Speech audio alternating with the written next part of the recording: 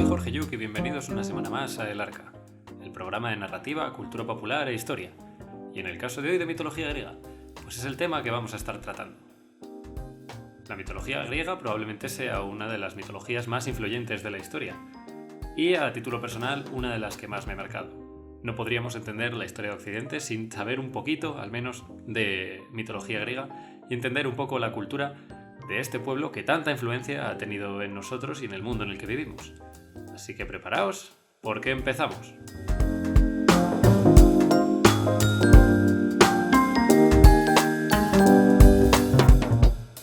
Bien, como ya he dicho en la introducción, el tema de hoy es el de la mitología griega,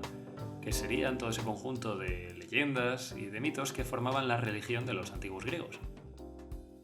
Tengo que decir que es una de las primeras cosas a las que me aficioné en mi vida, la mitología griega, y una de las que más me ha interesado siempre. Recuerdo aún como de pequeño vi la película de Hércules, como muchos de nosotros de la generación de los 90, y lo mucho que me marcó a título personal, ya que hasta ese momento, pues bueno, yo me había criado en una familia cristiana y la película hacía mucho hincapié en que el origen del mundo era el que estaban contando, que era un origen relacionado con la mitología griega, no exactamente el que esta mitología nos muestra, pues digamos que era una versión procesada por Disney, pero hacía, repito, mucho hincapié en que este había sido el origen del mundo, lo cual chocaba pues con todo lo que se me había enseñado. Acudí a mis padres preguntándoles, oye, pero ¿esto cómo puede ser? Y es entonces cuando ellos mismos me pusieron un poco en contacto con los mitos de una religión antigua que ya había desaparecido. Hoy en día hay gente que se considera neopagano y vuelve a creer en todas estas religiones, pero es una religión que realmente ha estado desaparecida y convertida en un conjunto de mitos y de leyendas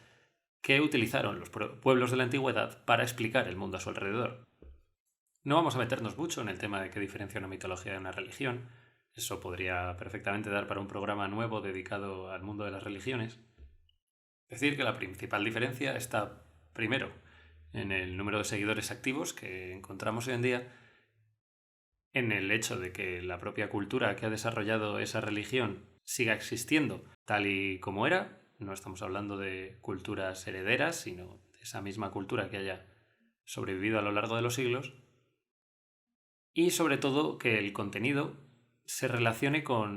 más con el mundo natural, con el mundo científico, que con el mundo espiritual. Tendríamos que diferenciar aquí las religiones científicas de las religiones filosóficas. Una religión filosófica vendría a ser aquella que busca darle un sentido a la vida humana y responder la pregunta de qué somos y a dónde vamos, mientras que las religiones científicas o las religiones mitológicas vendrían a explicar más bien el mundo natural. También tocarían el tema de quiénes son los seres humanos, ya que los enmarcaría dentro de ese mundo, pero sus verdades tendrían que ser verdades científicas y no unas verdades religiosas. Hoy en día muchos cristianos, la mayoría, me aventuraría a decir, no creen que el mundo fuese creado en 7 días y que existiese un jardín del Edén ni que existiesen Adán y Eva, sino que se trata de mitos fundacionales que tratan de explicar una realidad filosófica. Mientras que las mitologías científicas o las religiones científicas tratarían de explicar cómo llegó a ser el mundo natural a nuestro alrededor y deberían ser creídas al pie de la letra. Mucha gente no lo conoce, pero dentro de la propia mitología griega, dentro de la propia religión griega, hubo escisiones debido a problemas dogmáticos. Gente que no creía tanto en los dioses, podríamos hablar de Heráclito, un filósofo griego que empezó a pensar que tal vez los dioses estuviesen en todas las cosas, o de los orfeístas, considerados una secta dentro de la religión griega, que creían en una serie de misterios relacionados con el mito de Orfeo, aquel músico que viaja a los infiernos para rescatar a su prometida, y que permitirían al hombre hacer un viaje similar y superar la muerte. Herederos de estos también serían los pitagóricos, seguidores del filósofo Pitágoras, y que creían en un orden natural basado en las matemáticas y en la música. Fueron también considerados herejes en su época por no creer o no adscribirse exactamente a los principios de la religión griega. Sin irnos mucho más por las ramas, decir que a título personal me ayudó mucho el saber que había habido otras formas de interpretar el mundo y que las ideas, como las personas, viven y mueren. Pueden llegar a desaparecer. Me ayudó mucho a entender el mundo en el que vivía. En fin, pero ¿por qué es importante? la mitología griega. Se suele decir que las dos piernas de Occidente son el cristianismo y la cultura clásica. Del primero podríamos encargarnos en otro programa,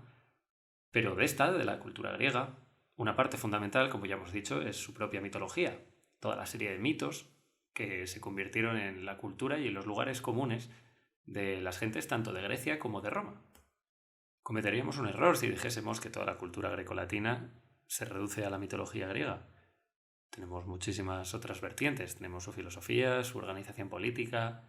su arte, su arquitectura.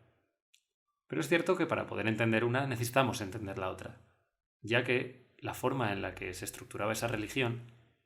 tuvo una enorme influencia en el desarrollo de sus ideas, en los lugares comunes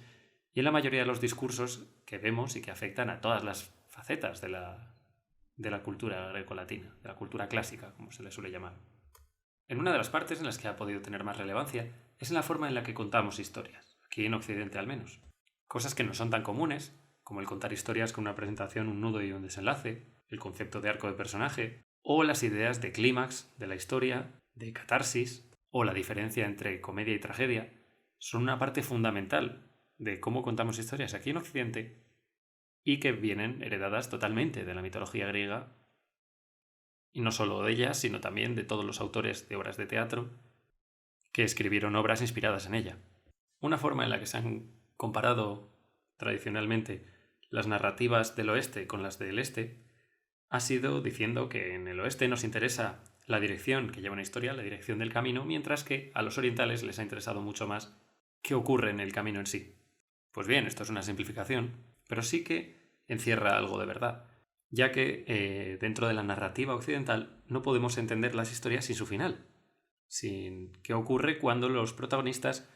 logran su objetivo y cómo afecta ese objetivo a sus vidas. Mientras que en la literatura oriental y de los pueblos del este nos encontramos con que es mucho más importante los pequeños episodios que van ocurriendo y el efecto que va teniendo en la evolución de la historia, cómo la historia se va moldeando o los objetivos iniciales se van moldeando en base a todos los pequeños episodios que suceden a lo largo del camino. Ejemplos de ello los podemos encontrar en Las Mil y una Noches. Ya sabéis, si no, los que lo hayáis leído, que Las Mil y una Noches se compone de un conjunto de cuentos que ocurren con una excusa, la excusa de que la princesa Sherezade se los va contando al sultán con el que se ha casado para evitar ser ejecutada, ya que este sultán pues iba ejecutando a todas las mujeres con las que se casaba después de haber disfrutado de ellas en la noche de boda. Un tipo bastante agradable, desde luego. En esta narrativa es mucho menos importante esa excusa de por qué estamos contando las historias, sino lo que son interesantes son todos los pequeños relatos y cómo los pequeños relatos van evolucionando unos en otros, mezclando historias para irnos contando pequeñas o dando pequeñas moralejas sobre la vida. Son unos cuentos, ya digo, con lecciones de tipo moral. Otro ejemplo que nos sirve de contraste sería Viaje al Oeste,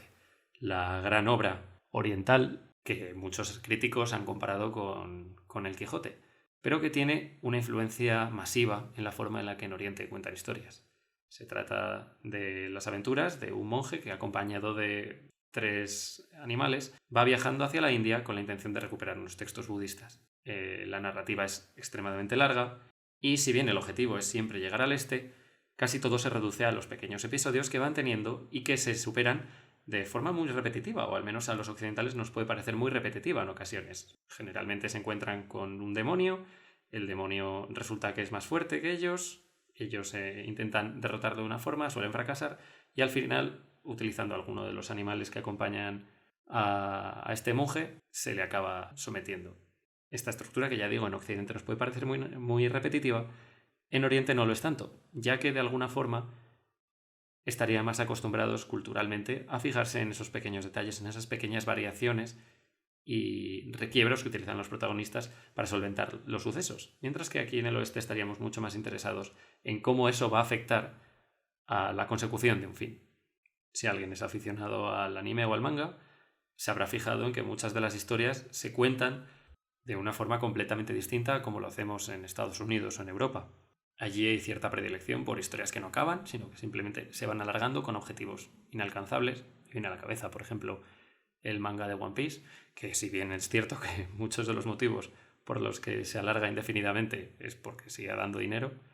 Tiene también mucho que ver, de forma cultural, con la idea de que no importa tanto el objetivo, sino los esfuerzos que hacen, los pequeños esfuerzos, los pequeños cambios que sufren los personajes en su camino hacia ahí. Esto, para los occidentales, puede llegar a ser un poco frustrante, ver cómo los protagonistas no dejan de sufrir avatares hacia un objetivo que a lo mejor jamás logran conseguir. También tiene una influencia capital en los géneros. Mientras que en Oriente las historias no se diferencian tanto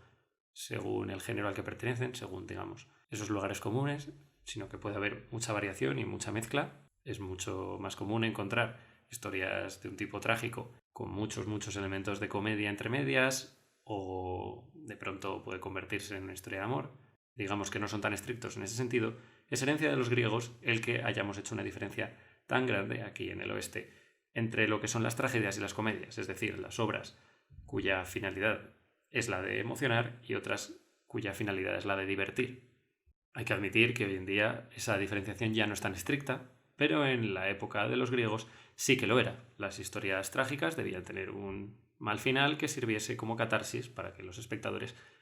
viesen los errores de comportarse de determinada forma y los aplicasen a su vida. Mientras que la comedia tendría el efecto opuesto, mostrarnos unas situaciones que acaban bien, no tenía por qué ser, tendrían que ser humorísticas ni hacernos reír, sino simplemente hacernos pasar un buen rato,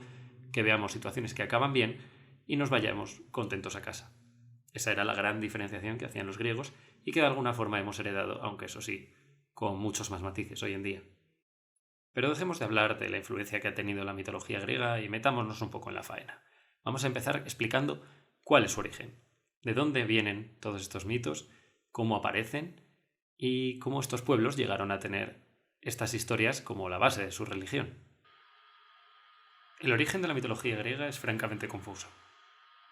Probablemente se trate de una mezcla de mitos traídos de diferentes partes del mundo, en concreto de Egipto y de la zona de Oriente Medio, conforme los pueblos se fueron asentando en la península del Peloponeso y el Ática. Sabemos además que sus dioses originales perdieron predominancia en favor de otros, posiblemente de los pueblos ya asentados en aquel lugar, después de las diferentes migraciones anteriores a la Edad de Bronce. Y lo que hace que esta mitología sea tan interesante es el hecho de que fueron capaces de asumir y de asimilar esa pérdida de relevancia por parte de unos dioses e integrarlas dentro de la narración de su propia religión. En este caso estaríamos hablando de los titanes y su relación con los dioses. Para cualquiera que sepa algo de mitología griega sabrá que originalmente los titanes eran los gobernantes del cosmos y que más tarde fueron sustituidos por los dioses, sus descendientes, y que en una guerra patricida acabaron con ellos y los acabaron encerrando para convertirse en los nuevos señores del universo. Los investigadores creen, y están bastante convencidos de ello, que este mito, conocido como la titanomaquia, la guerra entre los dioses y los titanes, representaría una verdad histórica, que sería la sustitución de dioses como Cronos, Gea y Perión por otros nuevos como son Zeus, Hades, Poseidón, Hera. Dentro de este propio mito podemos ver cómo no todos los titanes permanecen en el bando de los titanes, sino que se pasan al bando de los dioses y siguen formando parte de ese panteón divino. Esto sería una forma de llevar al campo de la religión el hecho de que muchos de esos dioses, de esos titanes, no perdiesen su importancia. Es el caso del titán Helios, titán del sol, o de la diosa Gea, que si bien en numerosas ocasiones es contraria a los dioses, se la considera tan importante por ser la diosa de la tierra o la titánide de la tierra, que siguió siendo adorada por los griegos a pesar de formar parte de la estirpe de los titanes y no de los dioses. Estos procesos de asimilación y de incorporación de eventos reales a la propia religión y a la mitología va a ser muy común en los griegos y también en los romanos. Mucha gente suele creer que la mitología romana, latina, es una copia de la mitología griega y no es exactamente cierto. Más bien, lo que vendría a ocurrir es que los romanos, como herederos de esa cultura griega, ya traían consigo creencias en los dioses clásicos de los griegos, sobre todo teniendo en cuenta que el sur de la península itálica había sido una colonia de las ciudades griegas. Las diferencias entre una y otra, muy pequeñas para cualquiera que esté algo familiarizado con la materia, vienen sobre todo por otros pueblos, no exactamente los latinos, sino los etruscos, los pueblos del norte de la zona de Roma, que acabarían mezclándose con estos, dando lugar a los romanos que conocemos todos del Imperio Romano. De esa forma, los cambios serían casi siempre, en todos los casos, cosméticos, cambiándole el nombre, pues eso, a Zeus por Júpiter, a Hera por Juno, a Hermes por Mercurio, etcétera, etcétera. No, pero cuando nos referimos a la asimilación estamos hablando a cómo los griegos copaban con que sus pueblos vecinos, ya sabéis que los griegos eran un pueblo mediterráneo, por lo tanto muy en contacto con otros pueblos con costa en el mismo mar y además avezados comerciantes, por lo tanto tenían contacto con otros pueblos como los fenicios o los egipcios. ¿Qué ocurre? Al tenerse contacto, tú descubres que esos pueblos tienen unos dioses distintos, pero dado a que tú crees que tu religión es la auténtica, tienes dos cosas: o pensar que esos pueblos están adorando a dioses falsos, o pensar que a lo mejor esas otras civilizaciones, en las que tú en muchos casos podrías incluso admirar, le den otros nombres a tus dioses, como podía pasar en la zona de la península itálica con los romanos. De esa forma vamos a encontrar multitud de mitos dentro de la mitología griega con los que se intenta explicar que otros pueblos tengan unos dioses distintos pero con unos atributos semejantes. De esa forma poder decir que en realidad los dioses son siempre los mismos y que simplemente cambian los nombres o la forma de referirse a ellos. Un ejemplo muy claro lo tenemos con la historia del mito de Dionisio, que dentro de su propio mito viene desde el este, en una peregrinación que le acaba llevando a Grecia y en la que encontramos numerosos mitos y numerosas historias que tienen lugar conforme va invitando a todos los ciudadanos de esa región a convertirse a su religión o a empezar a adorarle. Otra historia sería el mito de Io, una mujer amada por Zeus que es convertida en vaca cuando era la mujer de este, les pilla infraganti, y bueno, el otro, haciéndose un poco longis, la transforma en un bovino para evitar que le eche la bronca. La pobre, convertida en vaca, acaba vagando por ahí, perdida, y Zeus, que intenta todavía mantener su coartada, tiene que enviar a su hijo Hermes para que rescate a Io y la lleve a una costa segura. Esa costa resulta ser la costa de Egipto, y finalmente Zeus, cuando Hera ya no lo estaba vigilando, consigue devolver a Io a su forma natural. Io tendría un hijo en esa tierra, en la tierra de Egipto, y acabaría siendo convertida en una diosa, identificada con la diosa Isis de los egipcios. Otra historia en la que podemos ver esa relación entre los egipcios y los griegos sería la historia de la huida de los dioses griegos hasta Egipto durante la tifonomaquia, la lucha contra el dios monstruo Tifón, que acaba derrotando en un primer encuentro a los dioses que no tienen más remedio que escapar del Olimpo, convertidos en diferentes animales y refugiarse en el país del Nilo. De esa forma, la gente del Nilo tendría una creencia en los mismos dioses, pero con apariencias animales, que ya nos sonaría mucho más a la propia mitología egipcia. Así justificaban los griegos que esos pueblos tuviesen unos dioses diferentes.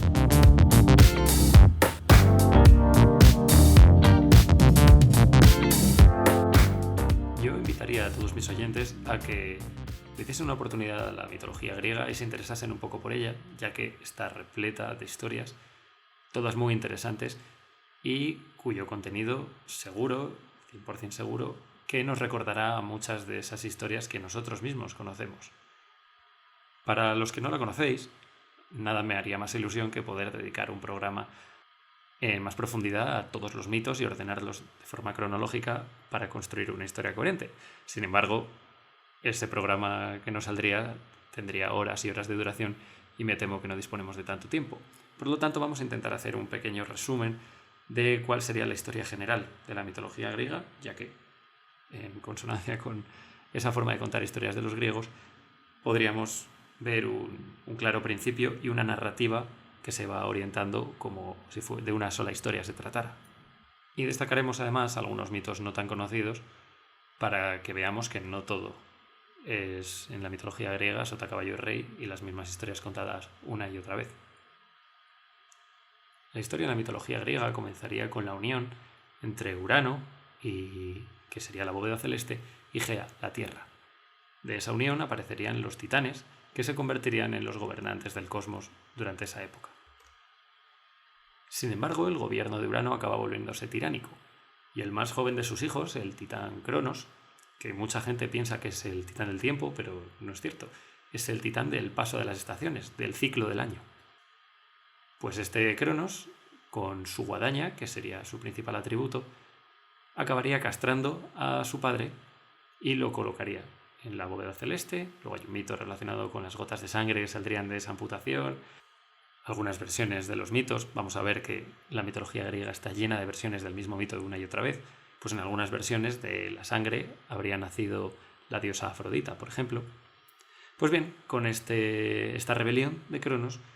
los titanes pasarían a gobernar el cosmos por encima de Urano, gobernados por el más joven de ellos, por Cronos. Sin embargo, Cronos tiene una profecía en la cual parece ser que a él le va a ocurrir lo mismo que ha hecho con su padre.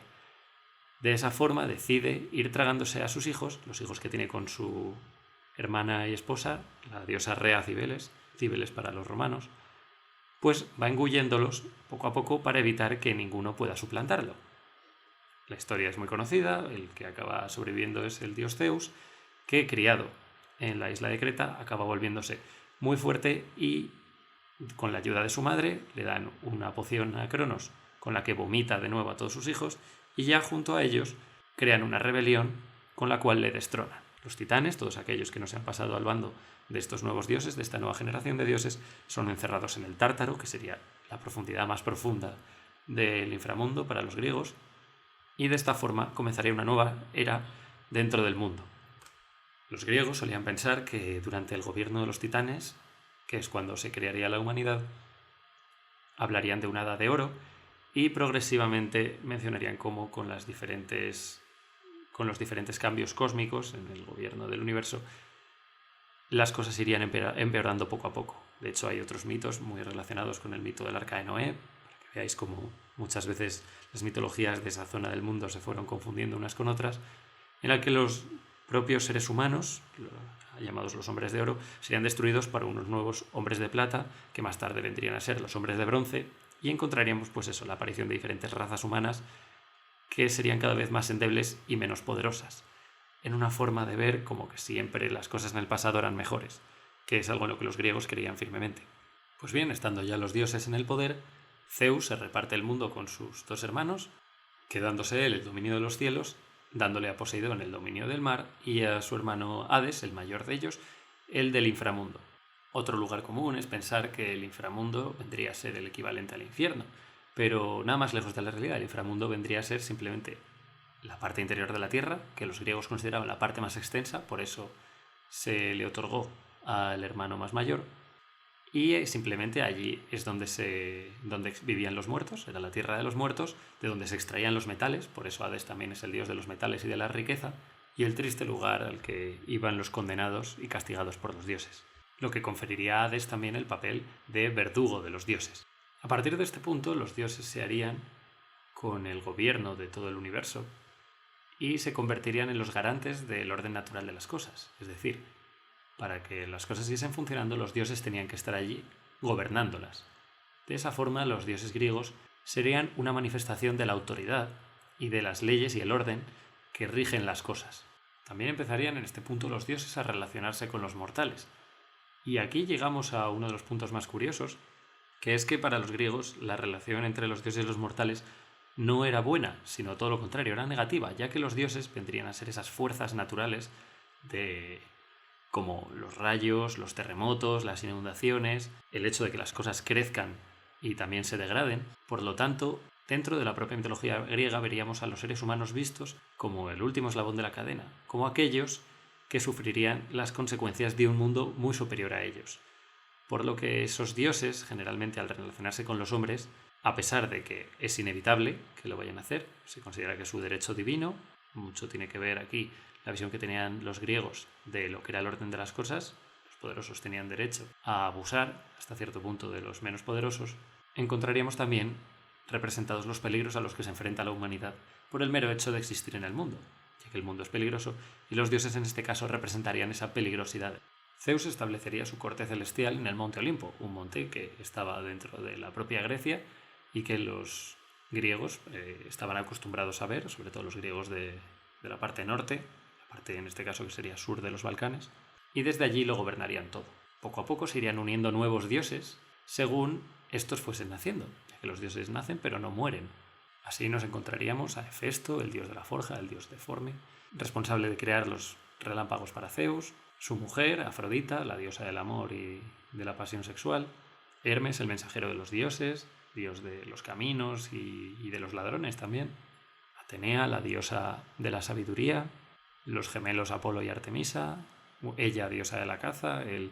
dios de la cultura y de la belleza, o Dionisio, del que hablábamos antes, que sería el dios de la diversión, del vino y de las pasiones desenfrenadas. También está Deméter, una de las diosas más importantes, hermana de Zeus, Hades y Poseidón, que sería la diosa de la cosecha, muy reverenciada por los dioses, y también de una serie de cultos mistéricos con los cuales se suponía que se transmitía los secretos de cómo cultivar la comida. Hestia, la diosa del hogar, y otros de los más importantes como Hera, la diosa de la maternidad,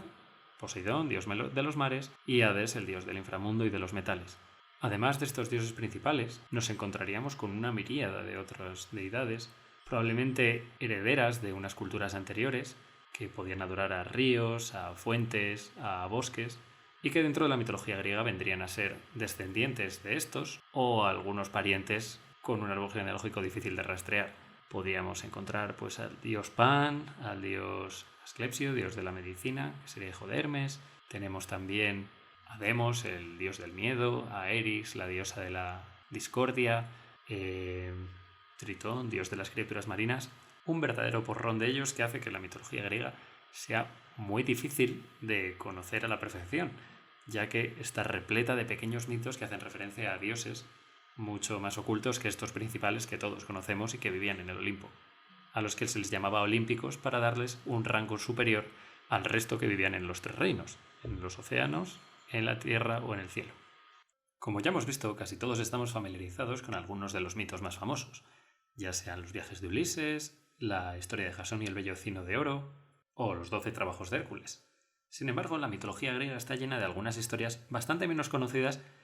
y que por su contenido pues pueden ser muy graciosas o bastante interesantes. Una que me viene a la cabeza es la historia del adivino Tiresias, que mientras andaba por el camino fue a encontrar un par de serpientes apareándose. Con el bastón con el que se ayudaba para andar, decidió separar a la hembra y acto seguido él fue convertido en mujer. Y así pasó los 7 siguientes años de su vida, transformado en mujer, hasta que volvió a encontrarse con un par de serpientes apareándose y en cuyo caso separó al varón, con lo cual volvió a su forma original.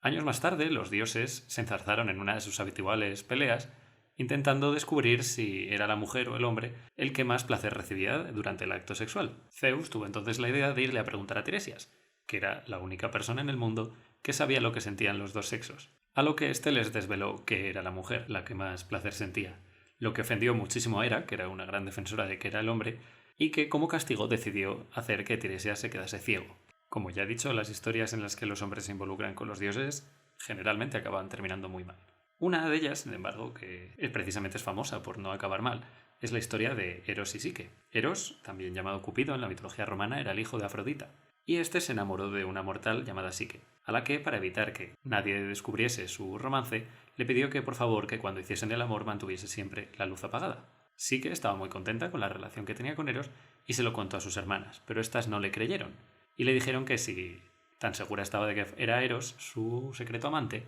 que encendiese la luz durante el acto sexual y le descubriese, ya que de otra forma podía ser cualquier otro fulano que pasase por la calle. El caso es que así lo hizo, y Eros, al verse descubierto, dado que estaban en el acto sexual, su madre, Afrodita, la diosa de la pasión, descubrió que estaban manteniendo este romance clandestino, por lo que les prohibió que volviesen a verse. Psique, destrozada por haber perdido a su amado, peregrinó hasta el palacio de Afrodita y allí le pidió que por favor que le volviese a dejar ver a su novio, a lo que entró al servicio de la diosa, que la humilló durante muchos años hasta que finalmente se apiadó de ella y permitió que los dos amantes volvieran a reunirse. Como ya he dicho, la mayoría de estas historias no acaban así. Sin embargo, hay algunas que acaban terriblemente mal, pero por un buen motivo. Es el caso de las historias de Ixion, Sísifo y Tántalo, 3 personajes que son castigados al suplicio eterno por culpa de sus acciones. El primero, Ixion, fue invitado a la mesa de los dioses, en la cual decidió, tras haberse emborrachado de ambrosía, el néctar alcohólico que bebían los dioses, por haberse puesto a ligar con la diosa Hera, lo cual, pues bueno, según diferentes versiones, haría que Zeus les acabase descubriendo y lo castigara con un rayo, para que en el infierno fuese atado a una rueda ardiente que giraba continuamente. El caso de Sísifo sería algo parecido. Sísifo era famoso por ser muy inteligente y haber engañado a los dioses en numerosas ocasiones. La muerte, cuando fue a capturarlo, él se las apañó para ponerle unos grilletes, de forma que durante un tiempo ésta estuvo inactiva hasta que finalmente Ares la liberó y pudieron llevarse a Sísifo. Pero allí en el inframundo consiguió convencer a Hades de que su mujer no había hecho los ritos necesarios durante su funeral y que por favor le dejasen volver a la tierra para convencer a su mala esposa de que por favor le pusiese unas monedas sobre los ojos y terminase con el entierro. Algo que era totalmente mentira y que Sísifo aprovechó para quedarse en la tierra unos años más, probablemente hasta que acabase muriendo de muerte natural. Una vez en el inframundo, Sísifo fue condenado a llevar una roca hasta lo alto de una colina, tras lo cual esta roca siempre volvía a caerse, por lo que Sísifo debía volver a empezar el trabajo una y otra vez por toda la eternidad. El último de los condenados sería Tántalo, que, después de haber cometido numerosas fechorías, decidió invitar a los dioses a su casa y, durante el festín, para demostrar que no eran tan sabios como ellos decían ser, decidió matar a su hijo y cocinarlo y servírselo. Los dioses, sin embargo, se dieron cuenta enseguida de lo que éste había hecho y castigaron a Tántalo a permanecer en el fondo de un río, con el agua llegándole hasta la barbilla y cerca de las ramas de un manzano. Sin embargo, el giro está en que cada vez que Tántalo tenía sed e intentaba darle un sorbo a las aguas del lago, éstas retrocedían, o cuando intentaba alcanzar las manzanas para saciar su hambre, las ramas del propio árbol se levantaban y quedaban fuera de su alcance, de forma que Tántalo jamás podía saciar sus necesidades. Ahora que hemos podido echarle un vistazo a los interiores de esta antigua religión, nos debería ser un poco más sencillo darnos cuenta de que en sus historias encontramos numerosas temáticas que se repiten una y otra vez. Y es que la carga metafórica de muchos de los mitos griegos nos da a entender que es la propia mitología la que tiene una temática central, como si se tratase de una novela. Estas temáticas son generalmente las mismas siempre: la lucha contra el destino, un tópico muy utilizado en el mundo clásico, ya que se cree que la vida humana es de alguna forma un intento de esquivar al destino, que sin embargo nunca puede cumplirse, ya que el destino siempre es más fuerte. Son cientos las historias en las que aparece un oráculo que predice a los protagonistas su destino. Estos intentan esquivarlo y al hacer eso acaban provocando la desdicha sobre sus cabezas, como es el caso de Edipo, cuyos padres reciben por un oráculo que Edipo acabará matando a su padre y casándose con su madre, y por lo tanto le abandonan. Sin embargo, el destino hace que Edipo en el futuro acabe matando accidentalmente a su padre sin saber que lo era, y ganándose la mano de su madre al liberar la ciudad de Tebas de la amenaza de la Esfinge. Los propios dioses también son víctimas del destino, de forma que queda claro que nadie, ni siquiera ellos, son capaces de esquivarlo. Otro de los temas más recurrentes, y probablemente de los más sutiles, es el conflicto continuo entre civilización y barbarie. Los dioses vendrían a ser la representación del orden, a pesar de que puedan ser caprichosos y malvados en muchas ocasiones, o al menos para nuestro punto de vista. Son los garantes de que las cosas sigan funcionando así. Y muchas veces, pues como hemos visto antes en el mito de Sísifo, en el momento en el que consigue que la muerte tenga grilletes, lo que ocurre es que el orden natural de las cosas se viene abajo. Por eso, a pesar de que los dioses griegos actúan más como monstruosidades lovecraftianas, seres de poder absoluto cuyo contacto con los mortales solo puede resolverse con la desgracia para los últimos, siempre es preferible que los dioses sigan estando donde están, ya que de otra forma el mundo entero se vendría abajo. Esto era una forma que tenían también los griegos de ver a los pueblos externos, todos aquellos pueblos que no tuviesen una cultura desarrollada o que creyesen en estos mismos dioses. Entiéndase por estos mismos dioses que ellos les atribuyesen que creían en estos mismos dioses, como pasaba con los egipcios. De esa forma, incluso los romanos acabarían utilizando el término bárbaro para referirse a todos los pueblos exteriores que no compartían esa cultura clásica y que ellos veían como inferiores y peligrosos. Una representación de ellos serían los centauros o los sátiros, seres medio animales, que vendrían a suponer un peligro para los propios mortales. Muchos de estos monstruos de la mitología griega tienen partes animales que vendrían a ser una metáfora de esa barbarie, de esa baja cultura y baja civilización que los convierte en peligrosos. Pues hasta aquí llega el programa de hoy. Ha sido un viaje bastante largo por toda la mitología griega, que es extremadamente extensa y extremadamente interesante. Algo que no he mencionado, por ejemplo, son las diferentes versiones que hay prácticamente casi cualquier mito, tenemos que tener en cuenta que la mitología griega fue una religión activa y seguida por prácticamente todo el Mediterráneo durante miles de años, y que debido a que era seguida por tantos pueblos distintos, sus historias se contaban en cada lugar de una forma diferente. Por lo tanto, ha habido versiones para dar y regalar. En fin, no nos vamos a alargar más, que el programa ya quedó bastante largo. Espero que os haya resultado interesante, que hayáis aprendido algo. Si tenéis alguna pregunta o os gustaría que hiciésemos una nueva entrega ampliando algo más a estos temas o explicando el contenido que hay detrás de alguno de los mitos, yo estaría encantado, porque los que me conocen saben que probablemente no haya nada que me guste más que estar hablando de mitología griega. Por lo tanto, muchas gracias por haber estado al otro lado del micrófono y, como siempre, nos vemos en el próximo programa. Un saludo y hasta otra.